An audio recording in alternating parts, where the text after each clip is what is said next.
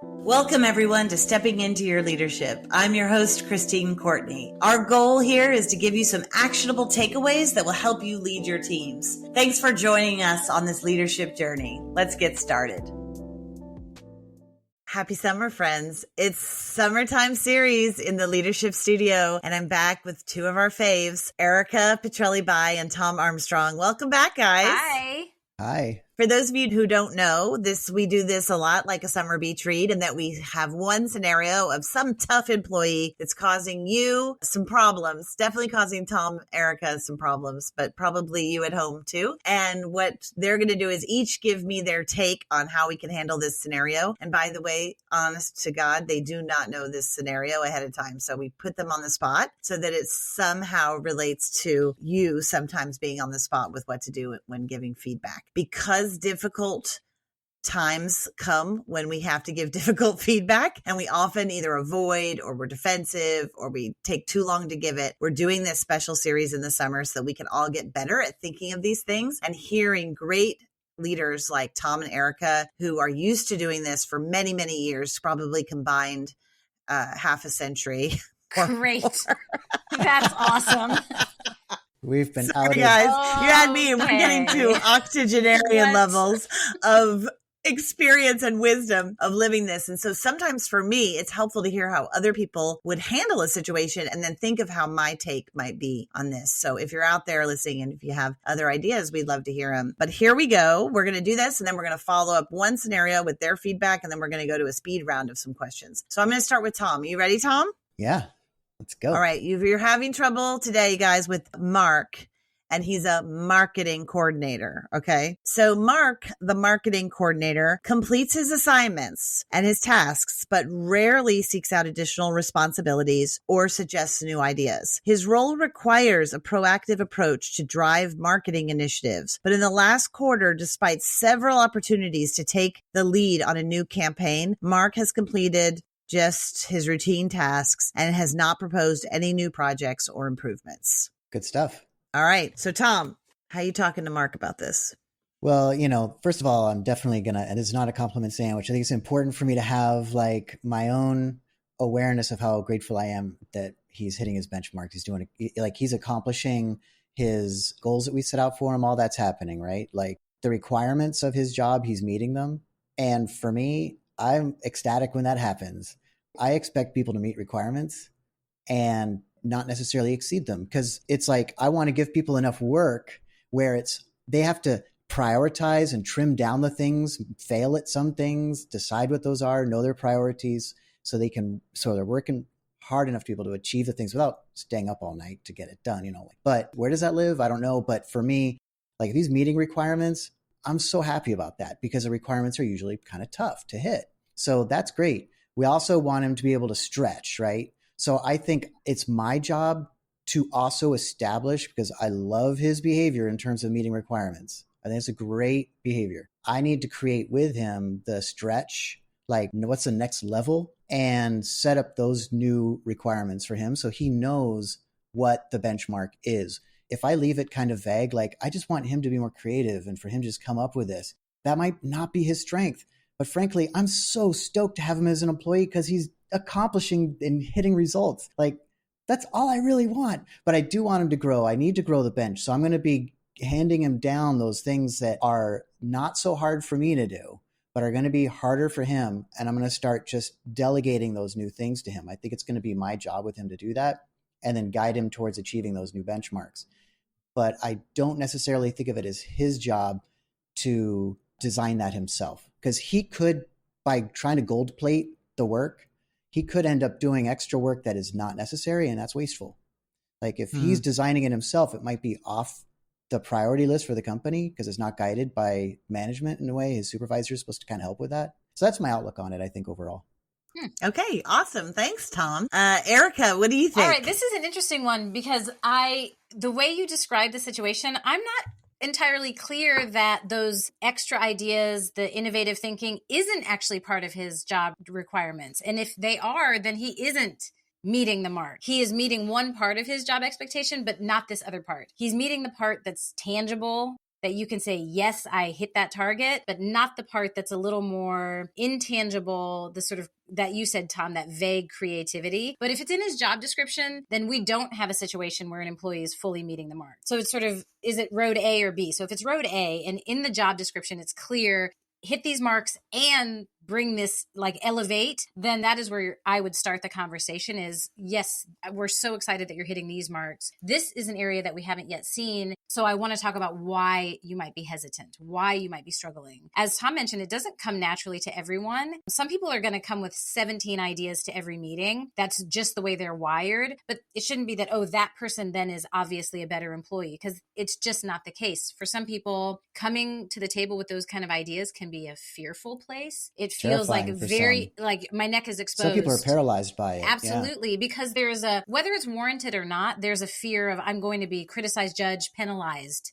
if it's a quote unquote bad idea. And that renders them essentially speechless. So Mark may be one of those that is like, oh, heck no, I'm not putting my neck out like that. So, but if it is part of Mark's job, clearly defined job description, then I would say I would get curious. What is holding you back? Why do you think, you have all these amazing results over here? What do you think is stopping you here? And dig into what might be holding him back.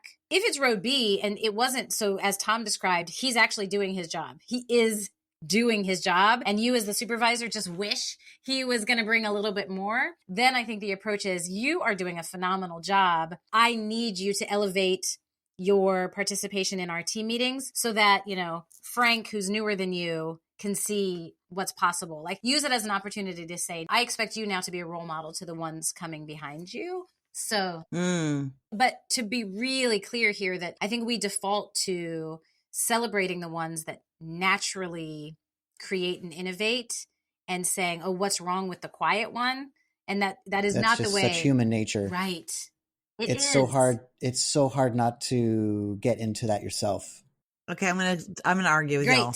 Okay. Do it. You ready? Ready. I think if you're a marketing coordinator, you probably want to eventually be a marketing director or a marketing VP or a CMO or whatever. And I'm sorry, but you have to be creative and innovative, and you have to be proactive and take initiative. It just comes with that territory. However, you could be introverted still. I agree with that, Erika. But I also think there's two things. When people come to me, first of all, Mark's a coordinator. So he's at more of a junior level. So there is still hope, right? He is still growing. We're grooming him, whatever. I do think that taking initiative is a hard thing to teach. It can happen though, but it really depends on a couple of things. One being the culture of the organization. Yeah. Is he surrounded by people that do that? Or two, does he not have any experience with doing it? We've had people, and you guys know this, where time after time in their performance reviews, I sit there going, okay, guys, you want to take initiative. You're doing great, but you need to take initiative. I mean, I think we went through somebody for 10 years that way. Finally, I just turned to her and was like,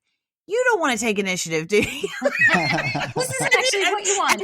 You're good at what you do, and it's great. But I feel like every year we tell you to take initiative and we play this game, but you don't have to do that anymore. You can stay a coordinator. We love what you get done, but just know that if you want to be a director or a CMO someday, this is something you gotta get better at. And that is something I have found to be helpful in the cases of year after year after year. I think what you guys said is absolutely true for the beginning part of giving feedback. But in my experience, I see you guys at your level struggling sometimes with people that I'm looking down the road and going, my job as a president or CEO of an organization is to go, how am I retaining people, but also building them and growing my bench? And this person is not growing this bench unless you have a bunch of them. Well, the only thing I disagree with you on that is that we disagree. I think that's a yes and to me. I don't see that as being oppositional to what we were saying. Damn it. No, what I was sorry, trying to be controversial. It didn't work. No, I was trying. But I do want to push back and say, for some people to just simply say, take initiative or be creative gives them absolutely nothing to stand on. So that's like have a positive attitude. That's just like saying, be better. Okay. Then why are they in marketing? No, go be in something else. So listen to yourself, Christine. You're in marketing. You're in marketing. You should just know to be better. You're not coaching Mark towards how to be better. And so in this case, Tom referenced this to give him a project that's lower stakes. We wanted to try out this new product. We want to try out this new market, something that's for the company, a lower stakes thing to say, but we don't have a plan on how to do that. Or why don't you figure out a new way to use social media? Give him a small something that is like, this is yours to create, and then see how he does. But to just say take initiative, you're going to be frustrated. He's going to be frustrated. No one's going to be happy. And that's not why we're here. We're here to figure out how to coach. That's why they don't let me talk to Mark anymore. I disagree with all of you. Tatiana's coming up. In to say, I disagree. You're all wrong. It's not true. I actually really agreed with what Tom was saying. I think the problem is that it's actually in the way the meeting is being led, right? Because I think the problem with saying, oh, I want you to take initiative in marketing, for example, is just like, sure, I can come up with what those things might be.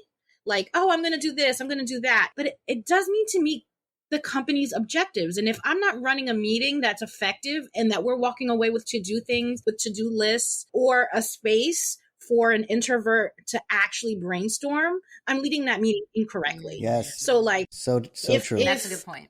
You know, that book Quiet, and I can't remember the person's name, is essentially, you know, run a meeting and give people space to think and then share their ideas. And then at the end of your meeting, have a to-do list and then follow up with the person. And the other thing, and why I agreed with Tom, is that what I was thinking about was sometimes those daily tasks of marketing are so mind-numbingly dumb and routine, right? Other people feel like they're creative, but if you are truly creative, they're like mind-numbing, because it's just like, I'm doing the same thing every day. I might as well be making widgets, right? So the thing with giving someone space is to say, you're completing all these tasks. I want to give you space to be creative. What things could we possibly take away? What's getting in your way to actually just think, right? So like, if I'm creating these things, I'm hitting all these benchmarks, like in Tom's example, I might not actually have time to actually think, because those routine tasks might be taking brain space away from someone that might just really need to take a piece of paper and draw things out, or whatever the scenario might be. Yeah, that is okay. Tatiana wins, because I know I do this to her. Yeah, I completely agree with you, Tati, 100%. I think also you need to take into account, have some cultural awareness as well. New York City, if you're born and raised in New York City, you're gonna have a different way of thinking about the way, you got to be bold when you go to that meeting and stuff. And some people from another culture, that might be like a little bit, whoa, what's up with this guy, or girl? Like, it's a little bit intense. But in New York, it's celebrated and praised. So that also, you have some awareness. And to Tatiana's point, creating an environment where everybody does feel like they can do this and communicate, you're more likely to get their creative input. And framing it as Tatiana did in your meetings and holding yourself accountable for what kind of system am I creating is key, not just blaming the people for not achieving. This is great, you guys. And this is also why it's so important to have somebody in your life that you can talk to about these things before you give feedback to someone. Like, it's really powerful to have either a peer or a spouse or a partner or a dog that can listen to you speak about these things before you have to go I think the other into thing, them, I think the AI other as thing well. too is that, you have the push-pull method and feedback, right? And with Mark, we might just have a pull method where we're just asking questions, because it could literally be like, do you feel like you have space to be creative? Or where is it that you're the most creative? Mm-hmm. How could you be more creative? How could you, because you might be right. Like, Mark might be completely happy just being the coordinator. If he's in marketing, like you said, I don't believe that, because there is this need to want to do more, especially if you went into marketing. So there's something there. And I think if we go back to like an emotional, intelligent episode, like the one that Erika did, and just kind of just be pulling information from that person, you might find where it is that the creativity is lacking. And it might just be in those routine tasks of posting. Yeah. Good one. The book that Tatiana was talking about is called Quiet, The Power of Introverts in a World That Can't Stop Talking by Susan Cain. So if you're interested in learning more about that, it is good, especially for us extroverts out there to read. I'm a classic introvert, by the way, Christine. Erika, which are you? Thanks for extroverting I'm an extroverted introvert. Interesting. What are you, Tatiana? I'm an introverted extrovert.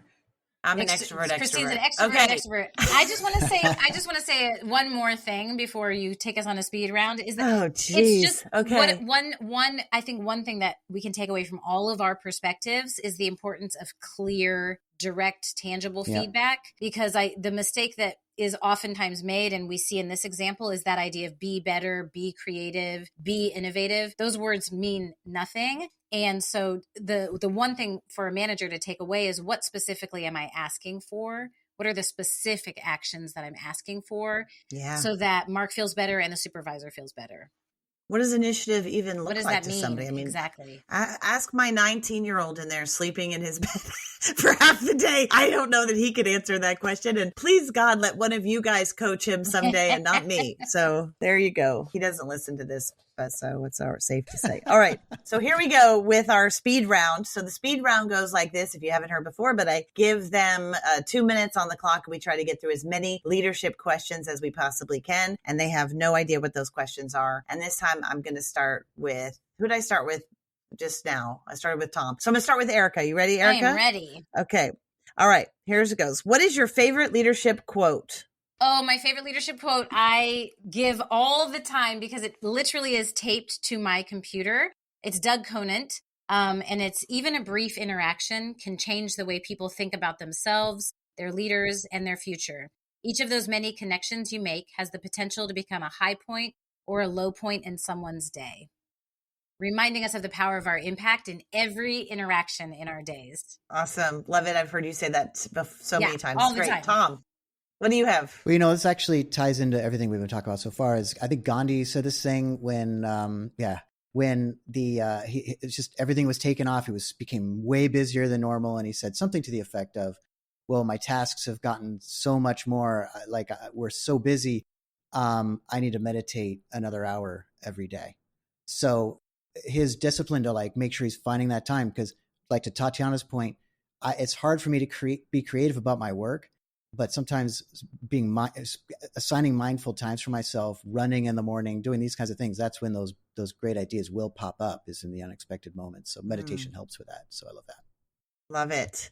I would say, I think it's Harry S. Truman that said this, but there's no limit to what we can achieve if it doesn't matter who takes the credit. Yes.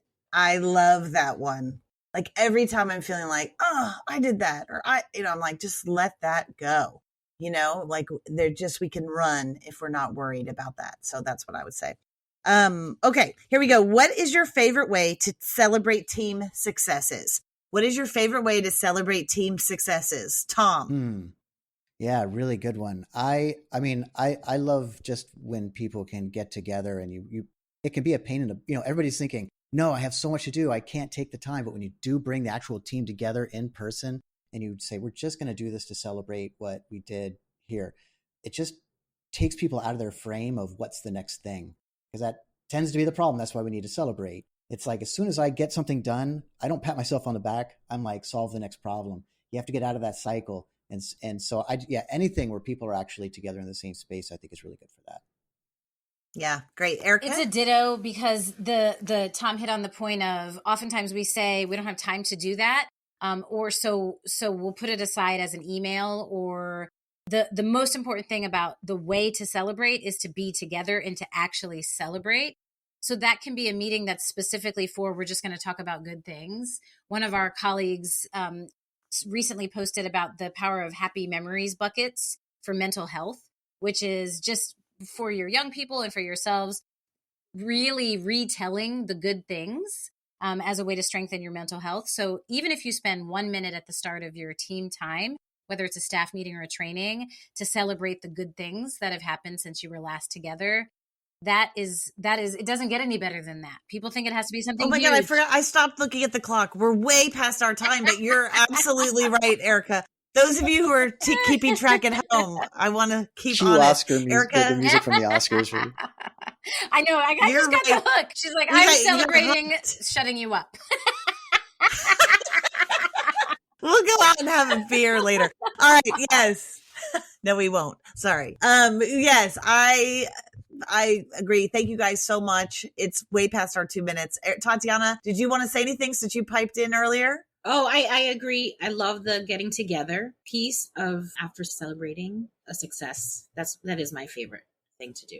Okay, awesome. Celebrate, get together in person, say things that acknowledge people. I love that. You guys, awesome. Thank you, Tom. Thank you, Erika. You guys are brilliant. Christine. You give great suggestions, and you're fun to be with here in the summer. Enjoy your summer, everybody. We'll see you next week for a little bit of summer spice. Okay, bye. Bye. Bye, everybody. Thanks, everybody, for listening. I'd like to give a special shout out to our podcast producer, Richard Francisco. Check out our notes for any details. And if you get anything out of this, please follow us. And if you enjoy it, please take a moment to rate us or write a comment. It will mean the world to us. We'd love to hear from you. And if you just can't get enough, follow me on TikTok and check out tlpnyc.com/podcast for more information.